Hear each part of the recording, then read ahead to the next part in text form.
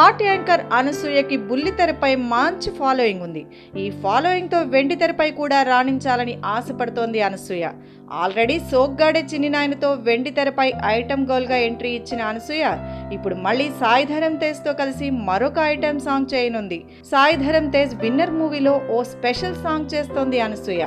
ఇందులో అదిరిపోయే స్టెప్పులతో రెచ్చిపోనుందట ఈ భామ. అలాగే ఈ సాంగ్లో ఆమె వేసుకునే డ్రెస్లు ఇంకా హాట్గా ఉన్నాయట. అనసూయ అనసూయ అంటూ ఆమెపైనే సాగే ఈ ఐటమ్ సాంగ్ని ఆడియన్స్ బాగా ఎంజాయ్ చేస్తారని మేకర్స్ అంటున్నారు.